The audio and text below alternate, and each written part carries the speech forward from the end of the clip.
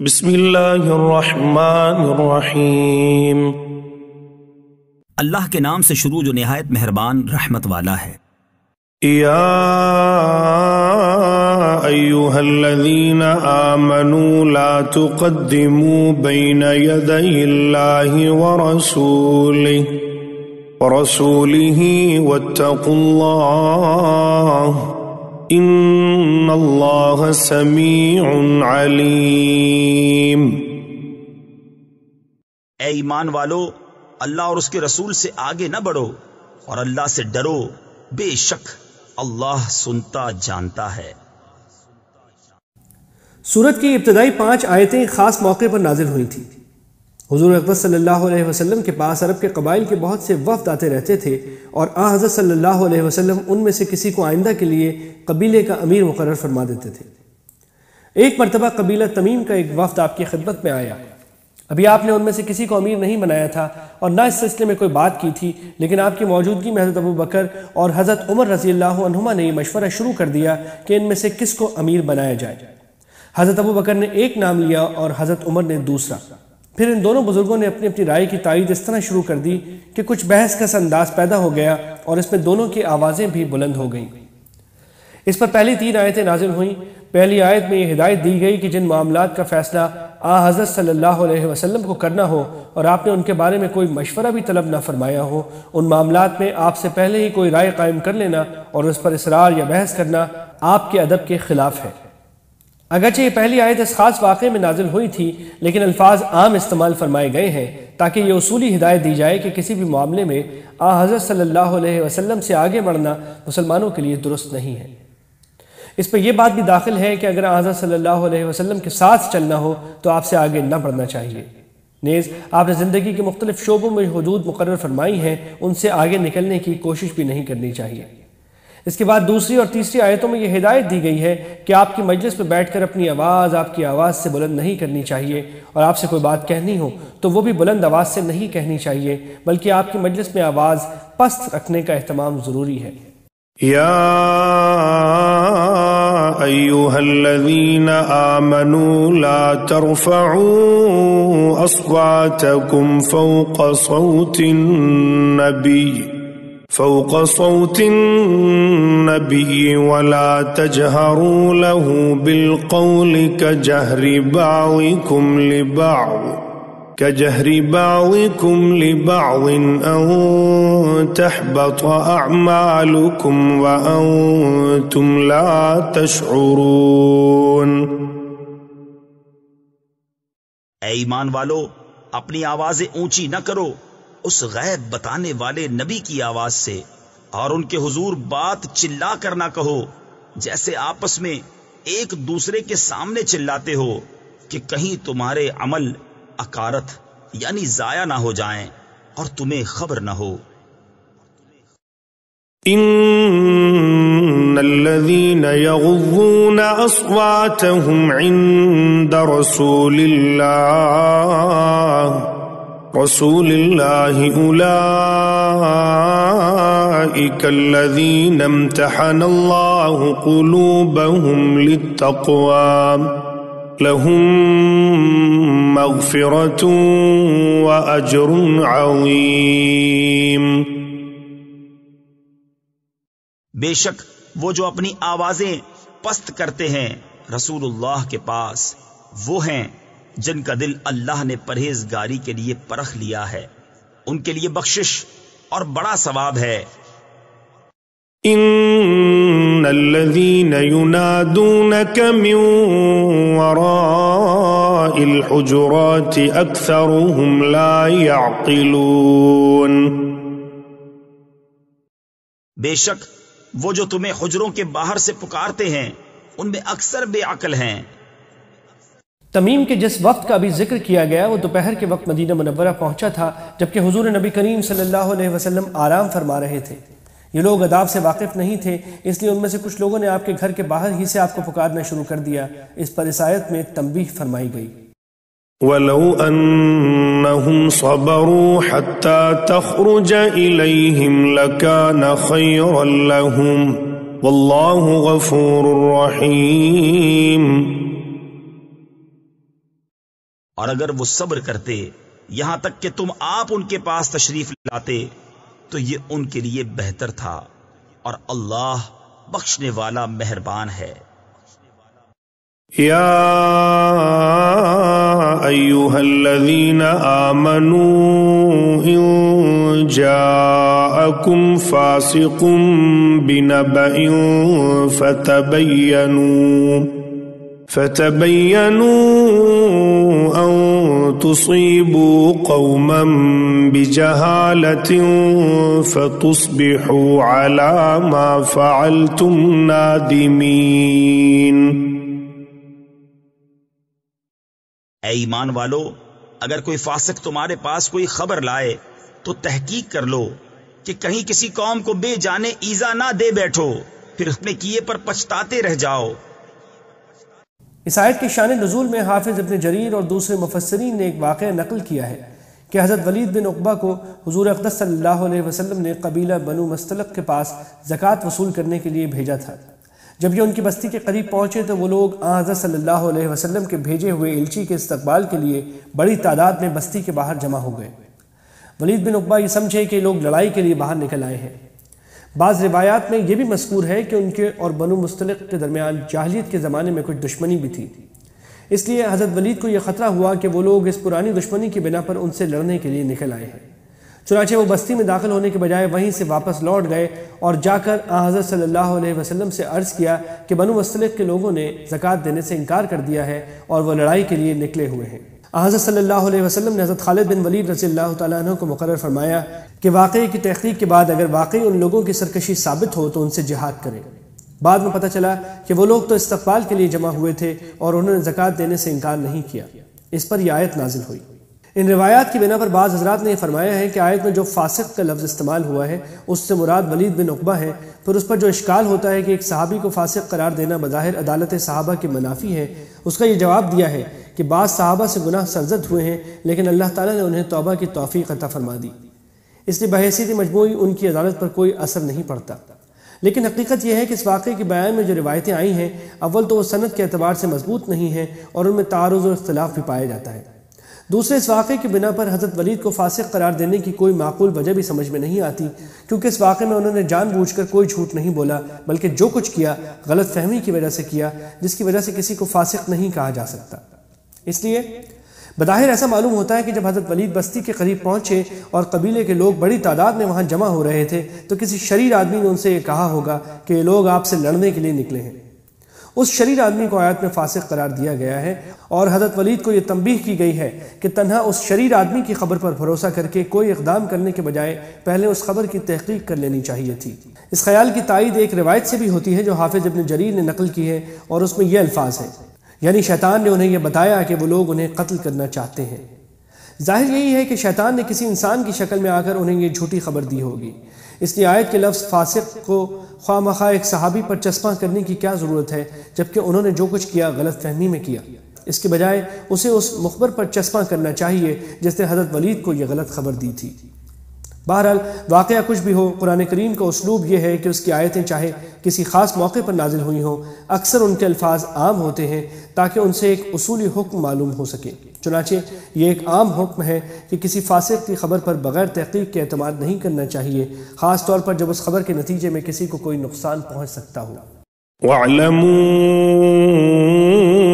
أَنَّ فِيكُمْ رَسُولَ اللَّهِ لو يطيعكم في كثير من الأمر لعنتم ولكن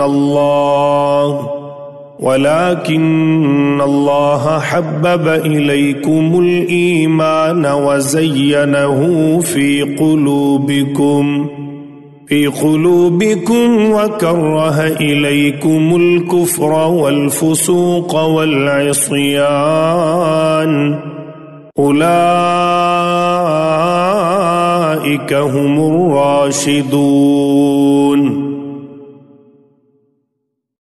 اور جان لو کہ تم میں اللہ کے رسول ہیں، بہت معاملوں میں اگر یہ تمہاری خوشی کریں تو تم ضرور مشقت میں پڑو، لیکن اللہ نے تمہیں ایمان پیارا کر دیا ہے اور اسے تمہارے دلوں میں آراستہ کر دیا، اور کفر اور حکم عدولی اور نافرمانی تمہیں ناگوار کر دی، ایسے ہی لوگ راہ پر ہیں۔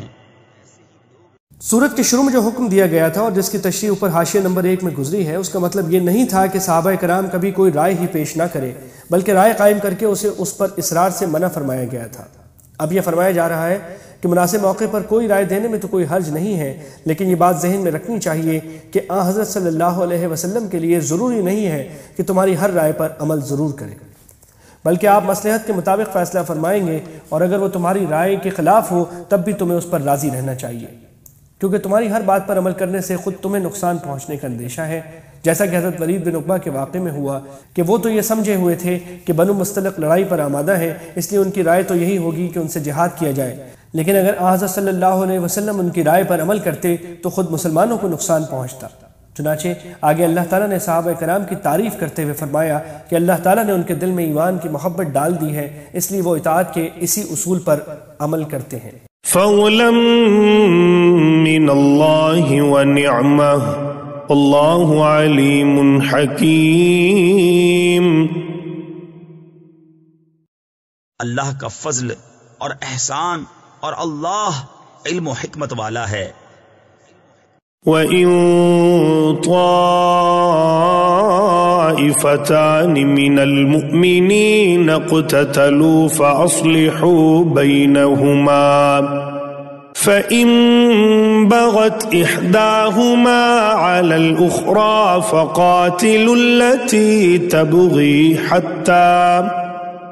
حتى تفيء إلى أمر الله فإن فاءت فأصلحوا بينهما بالعدل وأقسطوا إن الله يحب المقسطين۔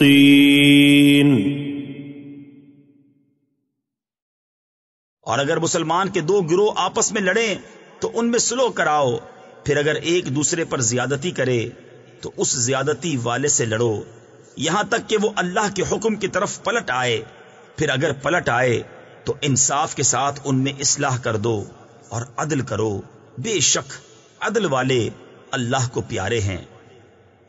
انما المؤمنون اخوة فاصلحوا بين اخويكم واتقوا الله لعلكم ترحمون۔ مسلمان بھائی ہیں تو اپنے دو بھائیوں میں صلح کرو اور اللہ سے ڈرو کہ تم پر رحمت ہو۔ يا أيها الذين آمنوا لا يسخر قوم من قوم عسى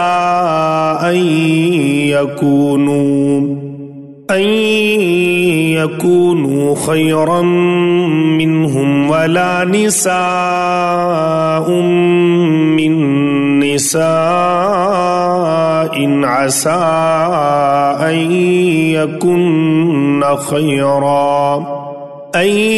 يكن خيرا منهن ولا تلمزوا أنفسكم ولا تنابزوا بالألقاب بئس الاسم الفسوق بعد الإيمان ومن لم يتب فأولئك هم الظالمون۔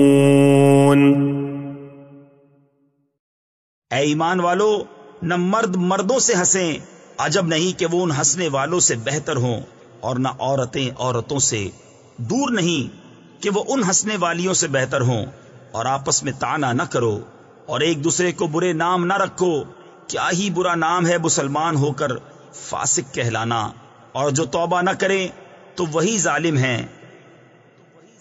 معاشرے میں جن باتوں سے لڑائی جھگڑے پیدا ہوتے ہیں، ان آیتوں میں ان باتوں کو نہایت جامعیت کے ساتھ بیان فرمایا گیا ہے۔ ان میں سے ایک بات یہ ہے کہ کسی دوسرے کا ایسا کوئی برا نام رکھ دیا جائے جو اسے ناگوار ہو۔ اللہ تعالیٰ فرما رہے ہیں کہ ایسا کرنا گناہ ہے، اور اس سے خود تم گناہ گار ہوگے اور خود تم پر گناہ گار ہونے کا نام لگے گا، اور کسی مسلمان پر یہ نام لگنا کہ وہ گناہ گار ہے ایمان لانے کے بعد بہت بری بات ہے۔ نتیجہ یہ ہوگا کہ تم کسی دوسرے پر برا نام لگا رہے تھے اور اس عمل سے خود تم پر برا نام لگ گیا۔ يا أيها الذين آمنوا اجتنبوا كثيرا من الظن إن بعض الظن إثم ولا تجسسوا ولا يغتب بعضكم بعضا أيحب أحدكم أن يأكل لحم أخيه ميتا فكرهتموه واتقوا الله إن الله تواب رحيم۔ اے ایمان والو، بہت گمانوں سے بچو، بے شک کوئی گمان گناہ ہو جاتا ہے، اور عیب نہ ڈھونڈو، اور ایک دوسرے کی غیبت نہ کرو۔ کیا تم میں کوئی پسند رکھے گا کہ اپنے مرے بھائی کا گوشت کھائے؟ تو یہ تمہیں گوارا نہ ہوگا، اور اللہ سے ڈرو، بے شک اللہ بہت توبہ قبول کرنے والا مہربان ہے۔ یعنی کسی کے خلاف تحقیق کے بغیر بدگمانی دل میں جما لینا گناہ ہے۔ کسی دوسرے کے عیب تلاش کرنے کے لیے اس کی ٹوہ اور جستجو میں لگنا بھی اس آیت کی روح سے گناہ ہے۔ البتہ کوئی حاکم مجرموں کا پتہ لگانے کے لیے تفتیش کرے تو وہ اس میں داخل نہیں ہے۔ غیبت کی تعریف ایک حدیث میں خود حضور اقدس صلی اللہ علیہ وسلم نے یہ فرمائی ہے کہ تم اپنے بھائی کا تذکرہ اس طرح کرو جو اسے ناگوار ہو۔ ایک صحابی نے پوچھا کہ اگر اس میں واقعی وہ عیب ہو تو کیا اس کا بیان کرنا بھی غیبت ہے؟